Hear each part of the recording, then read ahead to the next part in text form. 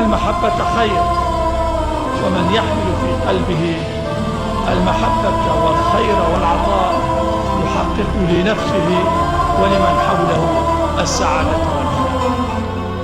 أقسم بالله العظيم أن أحافظ مخلصا على النظام الجمهوري الديمقراطي الشعبي، وأن أحترم الدستور والقوانين، وأن أرعى مصالح الشعب وسلامة الوطن، وأن أعمل وأناضل لتحقيق أهداف الأمة العربية في الوحدة والحرية والاشتراكية.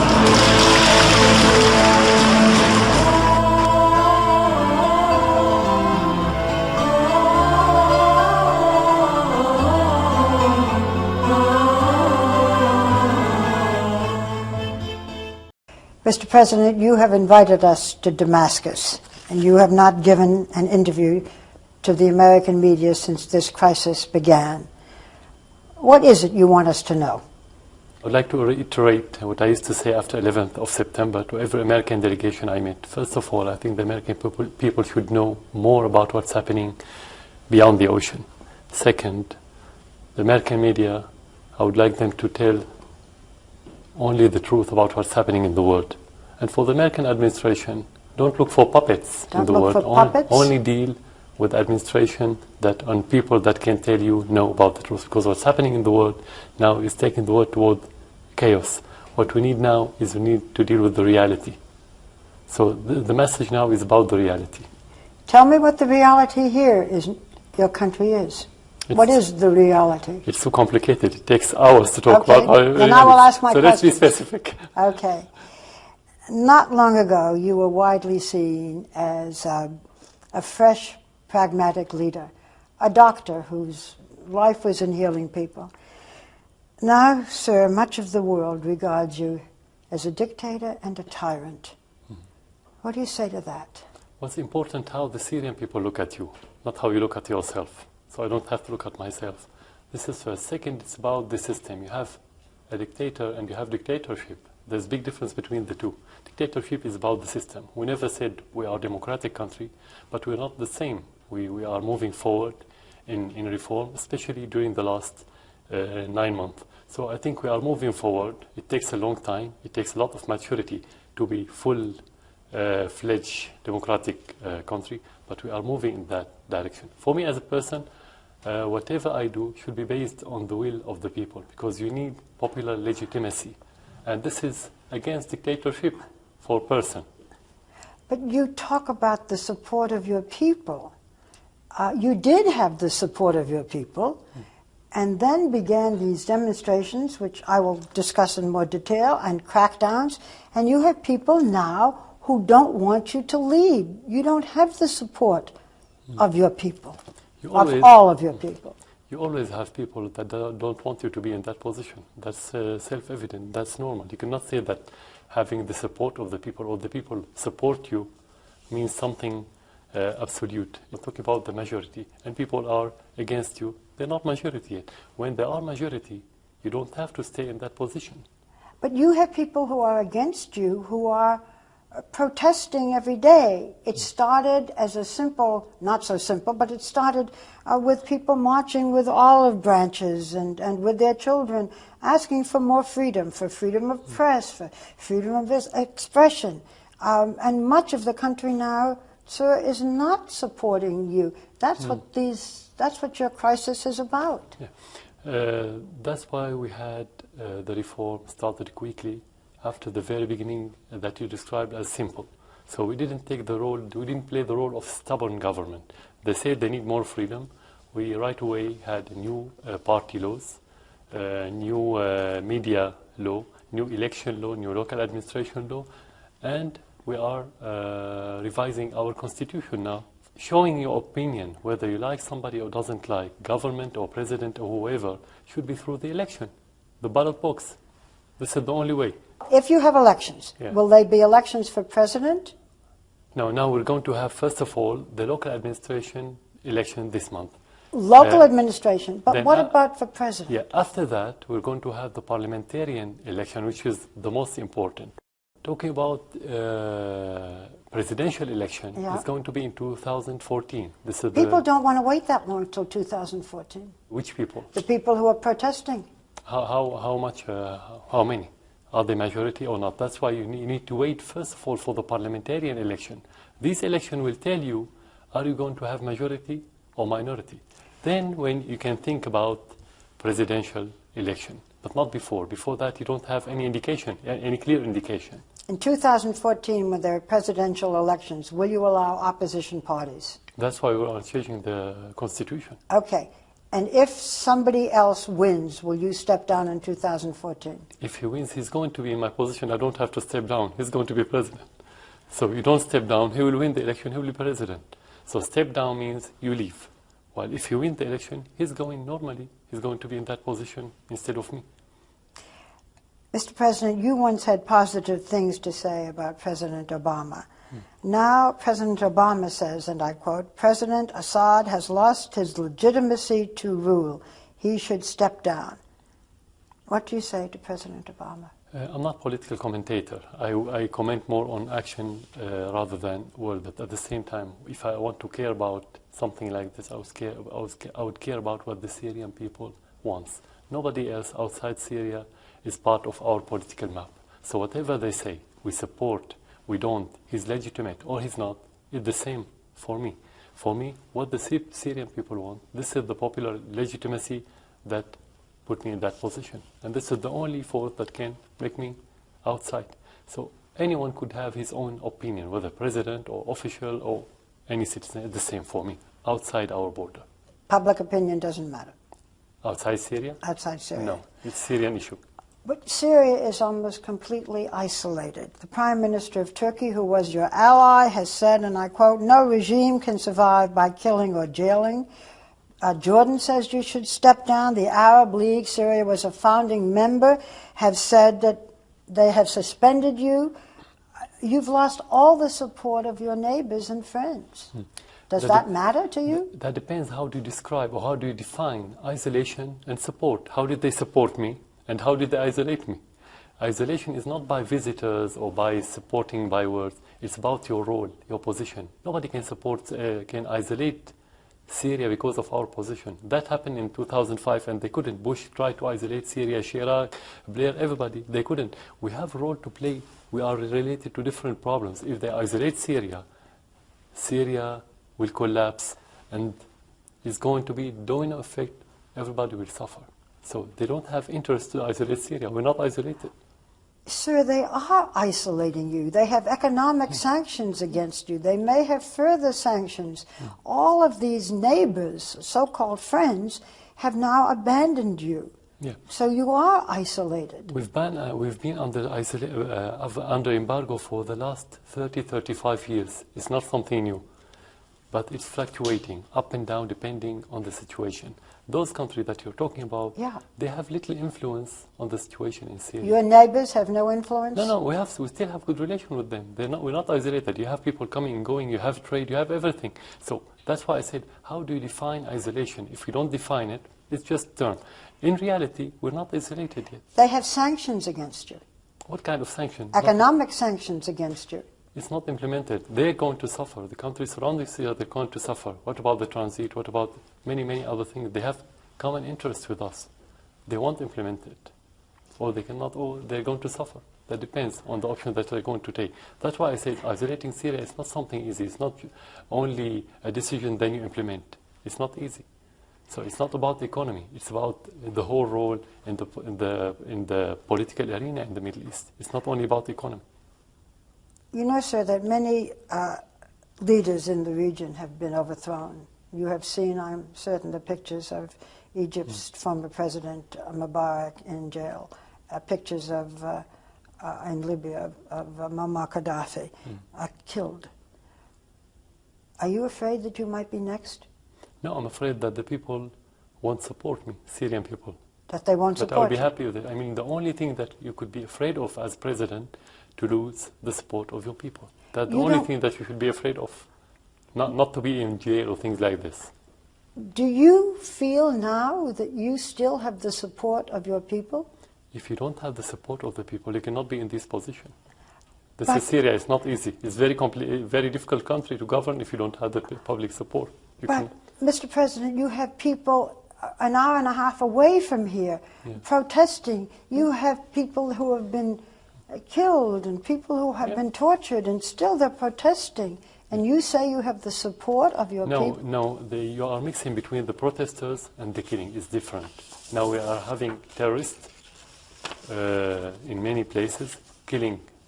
Now? No, not only now. No, from the very beginning. No, not now. Now it's recognized in the media, that's the difference.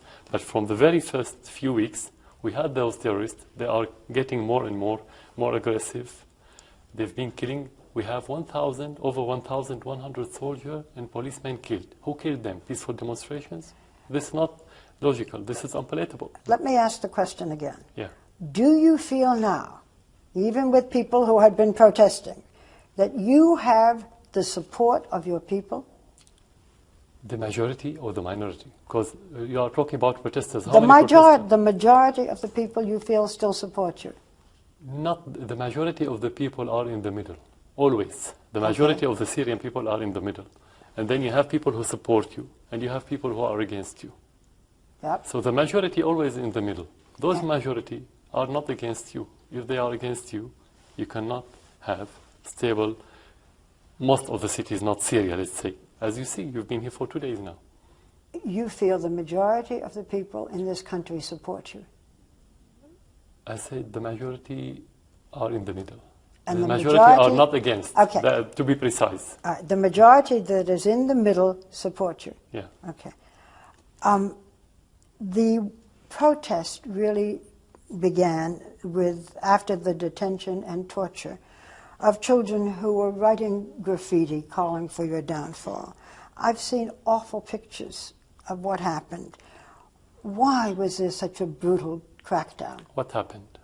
Well, I'll give you some examples, and you can tell me if you've seen them. These are some of the images and stories, and some of the images that I saw. A 13-year-old boy who was arrested in April. A month later, his body was returned to his family, bearing scars of torture. A famous cartoonist whom you know, who was critical of you, badly beaten, his arms were broken. A singer, famous singer, who wrote a popular song calling for your ouster, he was found with his throat cut. You have seen these pictures, have you not? No, but I Is this news to you? No, it's not news. I met with his father, with the father of that child, and he said that he wasn't tortured, and he appeared on the media. We have to see things with a stereoscopic vision with 2 eyes, not with 1 eye, to be frank. The cartoonist. The cartoonist who was critical of you, I've seen his pictures.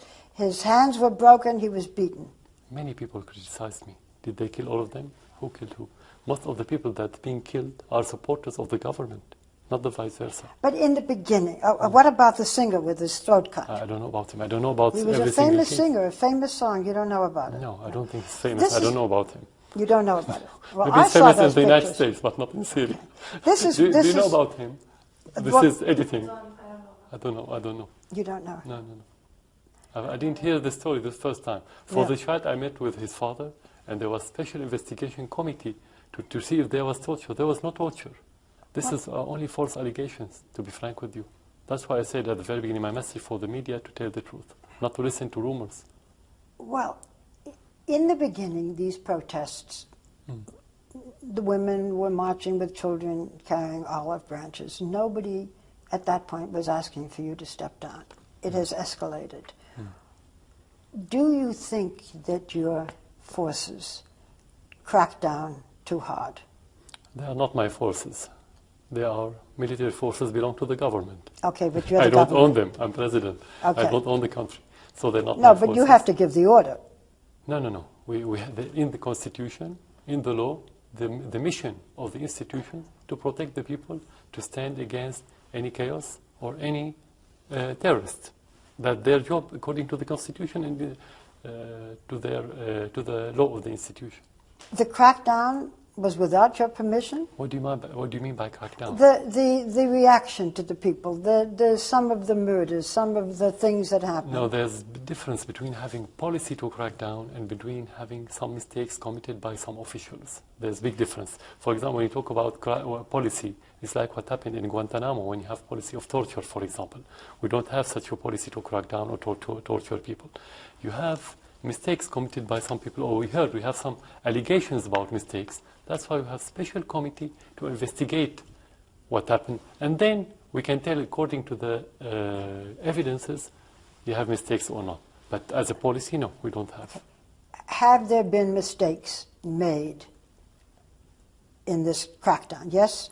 Self-evidently, yes, for one reason, because when you don't prepare yourself for a new situation, you're going to make mistakes. Okay. Have the people who made the mistakes been found accountable? Have they been punished? Some of them, yes, according to the evidences. But you cannot punish anyone according to rumors or allegations. So this is judicial committee, independent judicial committee.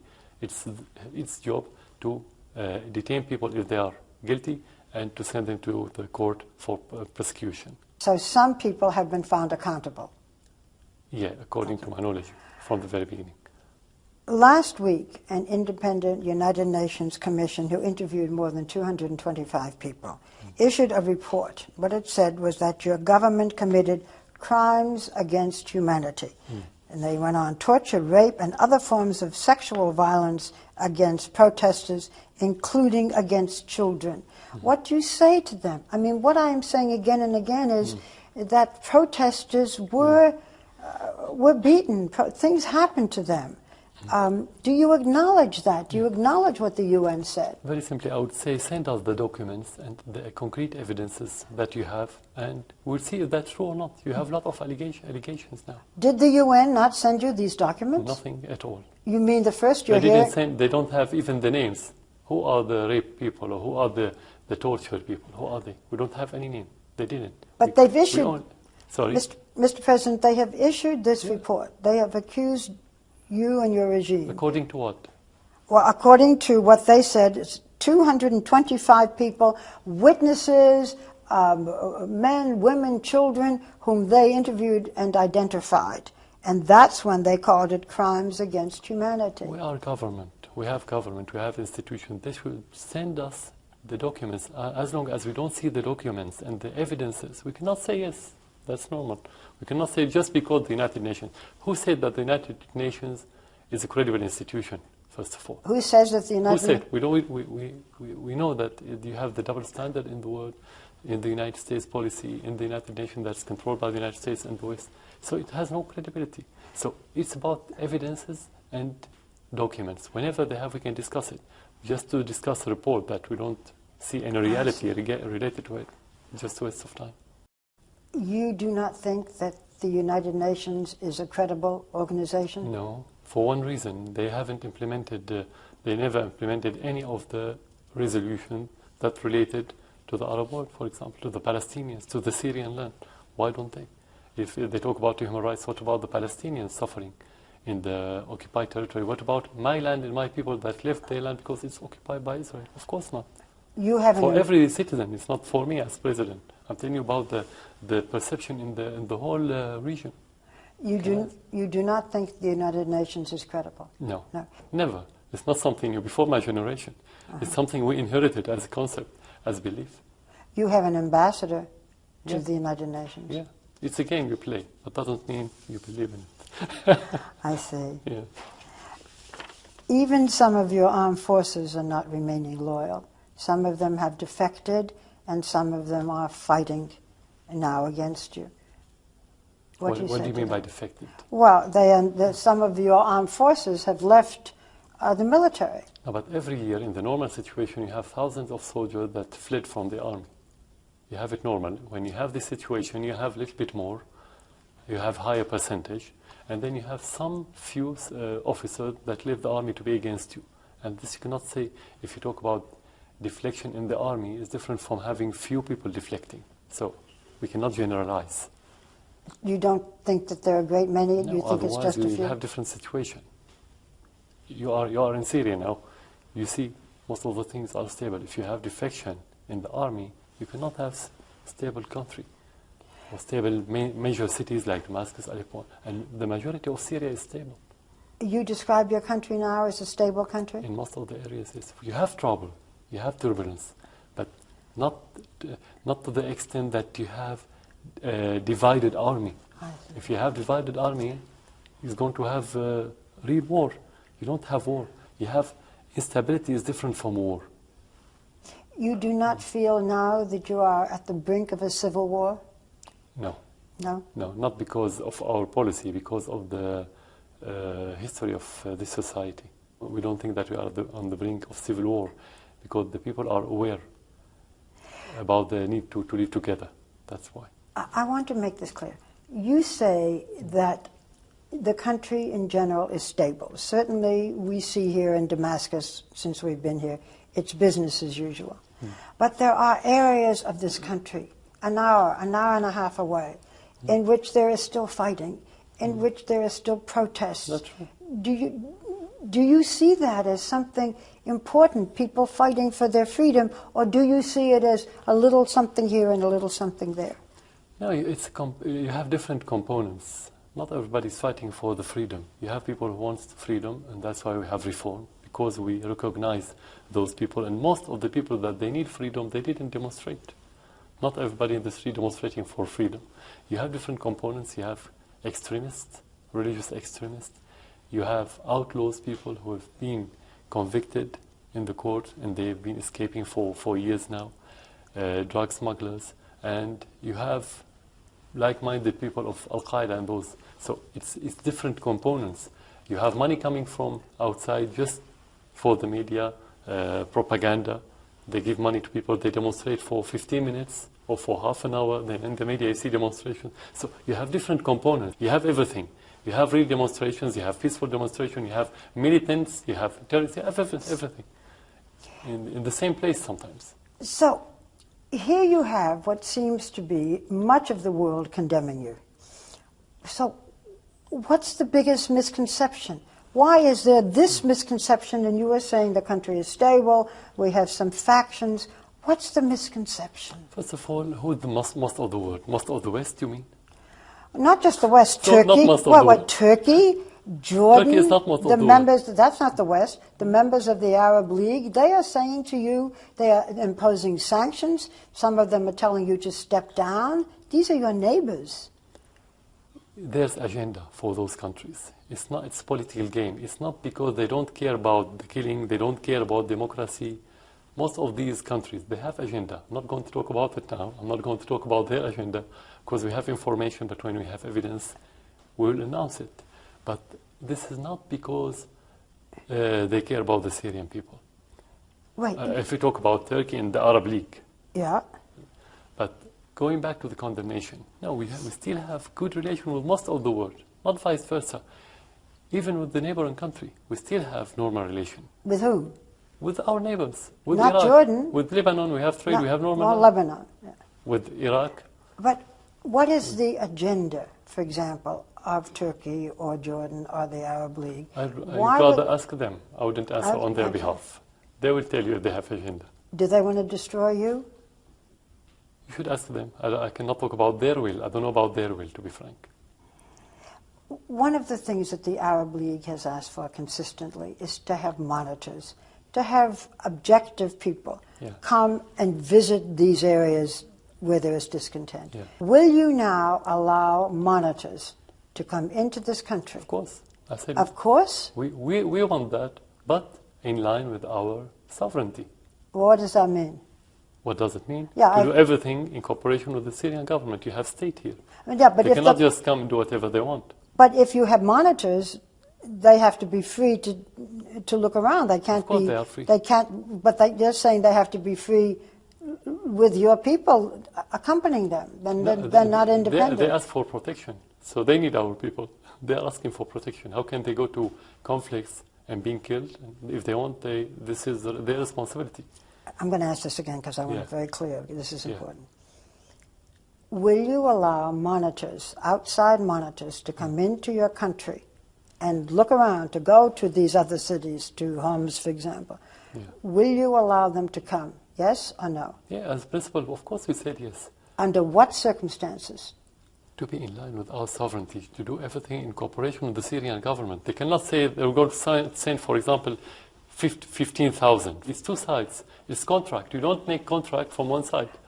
It's a technical issue. You have technicalities. I don't know everything about these technicalities. Okay, but are you... How to move, how to prepare, how to protect them, what their job, what's our job. We are party. You cannot have protocol, just to explain to you very clearly. You cannot accept protocol that's made there and we don't have anything to discuss, very simply. Are you now negotiating with the Arab League? Of course, that's what we are doing. Okay, of course, we're You still are? negotiating, yes. So you think that monitors will be allowed to come soon? Of course, I said we asked this. Before You asked for monitors? Yeah, before they have this initiative. Can they travel wherever they want? Of course. But according to certain rules, how to discuss these rules, they're going to, when you make contract, you discuss it.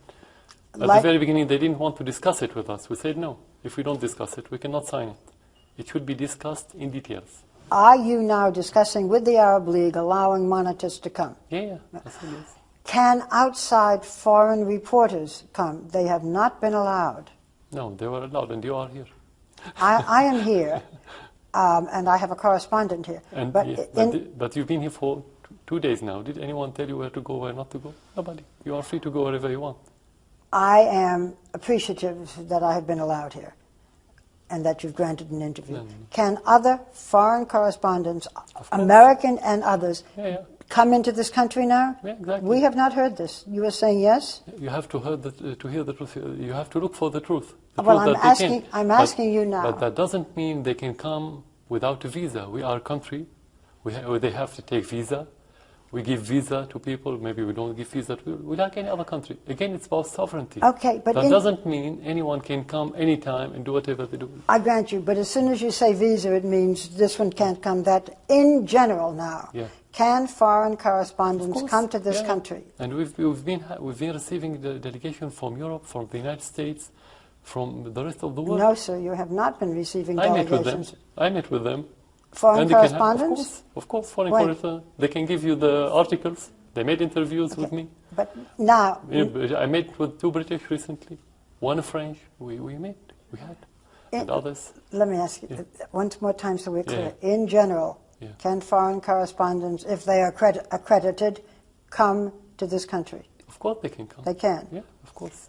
You said that if there is any outside attempt to bring you down, it would mean an earthquake. What do you mean by that? Syria is the fault line in the Middle East. You know, the Middle East generally is very diverse in ethnicities, in sects, in religions. But Syria, the most diverse, and this is the fault line where all these diversity meet. So it's like the fault line of the earth. Mm-hmm. When you play with it, you'll have earthquake that is going to affect the whole region. So playing doesn't mean to overthrow me or to deal with me. It's not about me. It's about the fabric of the society in this region. That's what I meant. You know, your father led this country for 30 years until his death. You have now led the country for more than a decade. Yeah. If the Arab Spring means anything, it seems to be that the era of one family rule is over. Yeah. No, I never supported being a dynasty. Is that correct? That's correct. Yeah, being a dynasty. You're not raising your son to succeed. No. And my father never spoke with me in politics. You don't believe this. And he never tried to prepare me. He always wanted me to be a president. Against what you hear in the media that he asked me to come from London. He wanted me to go back to London to continue, and I refused. But your older brother was supposed to take your father's place. When he was killed, your father asked you to come back. My brother had no position when my father was there, and I had no position. I was nothing in the party. I was in the military since I was doctor, nothing else. But your father did not expect his sons to take his place? Never. He never spoke about this. Really? Yeah. Then with all due respect, you're a doctor, you're an ophthalmologist. How did you become the leader of this country? I was a military doctor, and according to our laws, that's military law, you can move from sector to sector within the army. Okay. So I left the I was military doctor. Even when I was in London, I was a military doctor. The army sent me to London, not the Ministry of Higher Education, for example, or anything, or the university. And I was in the army since 1985, since I was a student at the school. Few people knew that. I wasn't civil doctor. So anyway, when I became president, I became president through the party after President Assad died. When he was alive, I was nothing. I didn't have any position. But when your father died, the son became the leader. Yes. So there were not free elections to make you the leader. No, anyway, we don't have free election. We have referendum. This is our constitution. So your constitution said we want the son. No, not the constitution. The party. The party said. And the people demonstrating, and they surrounded the parliament. They said we need the president. So many people who didn't want the president in the government, they accepted this new president, and I nominated myself. Before that, I never thought about it. So when you have elections, which you say is in 2014, you will have opposition parties? Yeah. Yes? We have them already Okay, now. and if they want somebody else and not you, you say okay and you step down? The people will say okay. If the people say okay, of course you have to leave. That's not self-evident. You don't have to discuss it. To be president while the people don't want you, how can you succeed? You are not training your eldest son, who is now 8, He's to 8. No. take your place? I was never trained to be in this place. Do you sometimes wish that you were still an ophthalmologist? No, because I was in the public sector anyway. As son of president, I couldn't have my own clinic and get money from the people. So I was in public sector, now in wider public sector, in the same place. So you wish you still have a kind of, let's say, emotional feeling toward that job, and I still have my friend. I'm still in touch with the new innovations in that field. But you cannot look back to see yourself as a doctor. Now you have more important position. You have said often that you don't see yourself doing this job for life. You've said you're doing it for your country. With all the turmoil in your country, is it perhaps better for Syria that you no longer remain its leader? I don't have problem. For me, Syria is a project of success. If you don't succeed, you don't have to stay in that position. And that success, again, depends on the public support. Without public support, you cannot. Whether you're elected or not, it's not about election now. It's about public support. This is the most important thing. So when I feel that the public support declined, I won't be here. Even if they ask or not, I shouldn't be here if there's no public support. Okay. That's conclusive. You are still having protests. And now your military is involved, and there are armed people on the other side. There is turmoil in your country. But you are saying that, in general, you have the support of your people. Yeah, but let's wait for the elections to That's be true. No, to but be that's clear.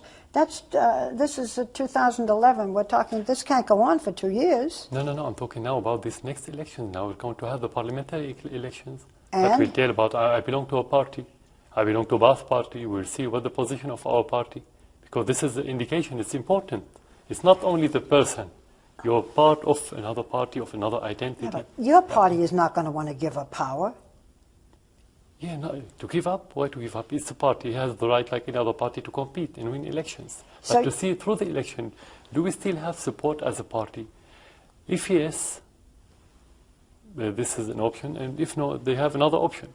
And your parliamentary elections, which are when, in 2 months? In 2 to 3 months. And they will be open enough so that people course. can vote against it, and that would be the end of the Baath party and you, as terms of leadership?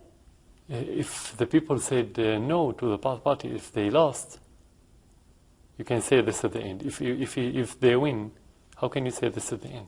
If they win the election, it's the election. Is there an opposition that they can go to? We have opposition, but it takes time to have strong opposition. You have so many figures now. If they unify themselves and go to the election, you can have one strong election. That depends on the tactic that they're going to adopt. I cannot tell you if they're going to be strong or not. I don't know. And I don't know about how much among the people they have, how much support they have among the people. I cannot tell you. Before I ask other questions, I want to go back again to the protesters. Do you think that the crackdown in the beginning was too much? As I say, it's about personal mistakes, not about policy. There was no policy of cracking down. There was policy of facing the terrorists. When you have militants, you have to face the militants. You don't allow in the United States to have militants. And remember what happened in Los Angeles in the 90s when you sent the army to the city to face the terrorists. Did the same. Our protests, we don't kill people, and we have press seeing it all. But nobody knows yet who killed the people. Because the same question, who killed the 1,100 soldiers? If you don't know who killed those, you can tell who killed the civilians. The crackdown in the beginning, the brutality, do you think it went too far? I cannot tell you this without the evidence. You ask me to tell you according to rumors or to reports. It's not enough for me as president. For me, when there's policy, I could say yes or no. When there's individuals with concrete evidence who committed mistake, I say yes or no. Did you give the order for the crackdown? No, we give the order to implement the Constitution and the law. That's the order, and that's the job of the president. But who gave the order to react against the protesters? You don't need order, because this is their job. Well, somebody had to say, use guns. Somebody had to say there are arrests. There was even written not to use guns. That's why I said it wasn't policy. Their job is to prevent people like any other country. You have their own means.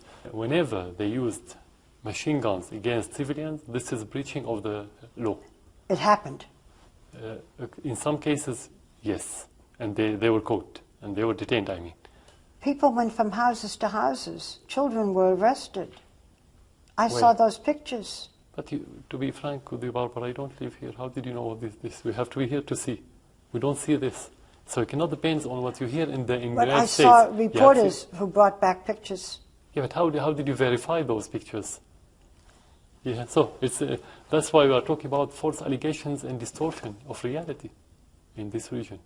Most of the things that happened in Syria not reflected in the media. I'm being frank with you. So I cannot answer about fake pretenses. I can only talk about reality.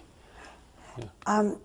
Some people say that it's not the protests that may bring you down, but the economic sanctions are now. Not just the West, but as we said, your former allies have imposed economic sanctions on your country. Shell Oil, for example, which is the largest oil production in Syria, has stopped production. How much of the economic sanctions going to hurt Syria? How much it's difficult to tell, but it will hurt from one aspect, but from another aspect it will have positive effects, because of course this is surprising. Actually we were under strong sanction in the second half of the 80s, and we built our industry in that period of time. So you can use sanction. For example, the agreement between Syria and Turkey wasn't fair. It was against our interests. Many industrialists in Syria, many businessmen, most of the economic sector were against it, and they asked our government many times to stop working with this treaty. They sent to Syria, I think, 2-fold export, something like this. I don't have the numbers now. So you have, if you're smart enough, if you're creative enough, every cloud has silver lining. And we have a lot of political cloud in this region. So we have a lot of silver lining, but you have to see the silver lining to know how to have the positive. So it will affect you badly from one side, but you can decrease the harm. I wouldn't say you can win now. Let's not exaggerate. But you can decrease this harm and get some benefits from it. How can you get benefit from economic sanctions? Depends on yourself. First of all, we're not an oil-producing country. We're not like Iraq. Iraq was oil-dependent. We're not oil-dependent. We produce. We can live. We export the food. We eat our food. So you were saying that it will take more, maybe, creativity, more industry in this own country to become independent. Exactly. And we can. We don't have a problem with this. And this could be the strong point of Syria. That's why I said they cannot isolate Syria. They cannot isolate. No. I have seen the markets filled with food, so you are able to to keep feeding your people? Of course, no we matter don't have trouble. We can live 2 years without with full embargo. We export wheat to many countries. Your wife was raised and went to school in England. It has been said that she is a force for moderation. I'd like to know, when you and she discuss things, what has she said about what's happening in your country? We used to live as one family in Syria, because Syria is a small country. Whenever you have one crime, the whole country will hear about it. It's a very safe country. Of course, we feel the same pain. We feel sorry about what's happening. But at the end, the discussion is always, and I think everywhere in Syria, is about what can we do to have to prevent more blood shedding in Syria. Your wife has her own projects in the country, yes. Development project, charity, of course. Yeah. But do you discuss the situation of with course, your wife? Yeah. That's what I said. Part of the solution is how to make life better in different aspects. Development is part of the solution. It's not only about demonstrations and militants and terrorists and things. It's how to make the country better. Is your wife a source of support for you? Of course, all my family. Well, let me ask about the children, because you have 3 young children, 9, 8, and 6. Yeah. What have you told them about what's happening in this country? The reality. Which is what? What do you say to them? Especially the older boy. I told them about terrorists. I told them about innocent people being killed, about investigation. We have to know who, we have to look for the reason, everything. You've told them about innocent people getting killed? Of course. Some of whom are children?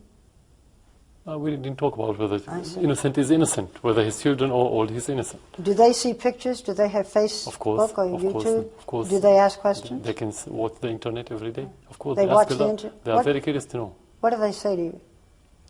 About the question about what's happening. Why do you have militants? Why do you have evil people? Why do those people want to kill? I want to hear the answers.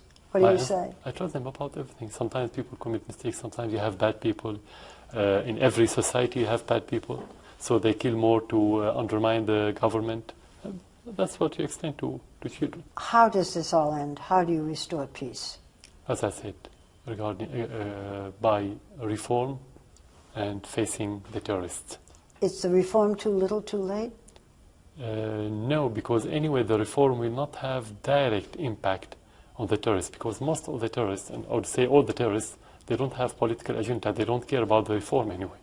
The reform is for the majority in the middle that I told you about, and the people who support you, and the people who are against you. But terrorists don't care about this.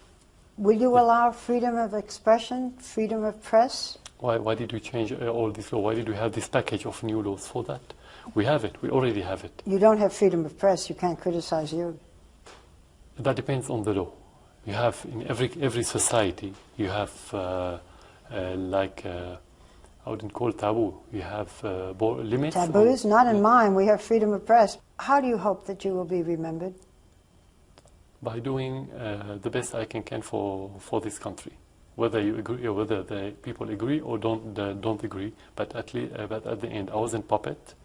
I care a lot about being independent, president for independent Syria, and do my best according to my convictions. That's the most important thing. At the end, even if they disagree with you, they will respect you. What do you think is the biggest misconception that my country has of what's happening here, if indeed there is a misconception? Misconception about a lot of things I cannot tell you, because it's so many facts, distorted facts, you have them in the media. But the most important thing, as accumulation of these facts, you don't have vision. The problem with the West in general, especially the United States, they don't have vision about, at least my region. I wouldn't talk about the rest of the world. Failing in Iraq, failing in Afghanistan, failing in fighting terrorism. The situation is getting worse and worse in the rest of the world. The question you ask as American, what did you get? Where did you win? Well, you spend trillions where you could spend a few hundred of millions and get better result. So that it harms your interest, but at the same time, it harms others' interests. So this is the misconception, I think. Dealing with the protesters, what is the the misconception, if there is any, about this about the okay. protests. Yeah. That's what is being focused on now. Okay. We don't kill our people. Nobody kill, no government in the world kill its people unless it's led by a crazy person. For me as president, I became president because of the public support. It's impossible for anyone in this state to give order to kill people. We have militants, those militants killing soldiers and killing civilians. This morning we lost 9 civilians killed in Homs, in the middle of Syria, and they are supporters. Most of the victims are government supported. That's something they don't know. They think every civilian is demonstrator and every civilian is against the government, which is not true. But the protesters in the beginning who were killed, Yeah. what about them? What do you mean? Well, what I was trying to get is we see, our view is there were peaceful protesters. Yeah. Okay. Our view is there were peaceful protesters. They were killed. Some were tortured. It was a brutal reaction.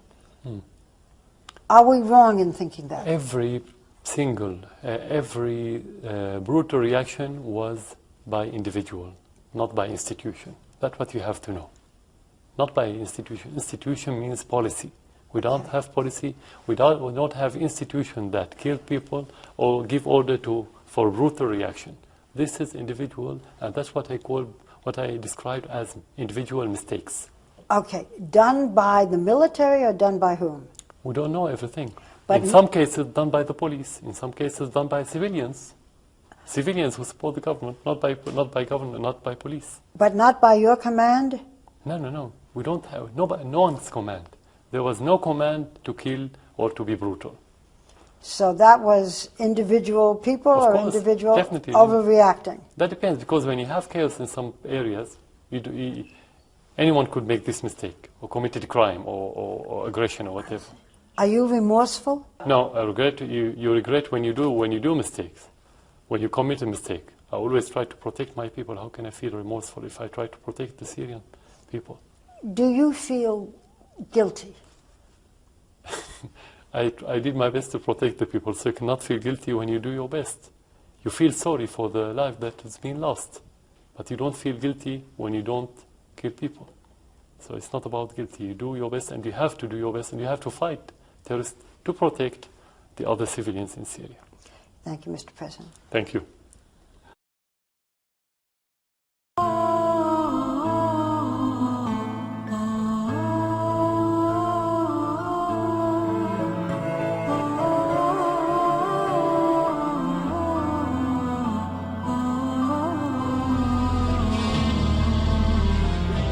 وأن المحبة خير، ومن يحمل في قلبه المحبة والخير والعطاء يحقق لنفسه ولمن حوله السعادة والخير.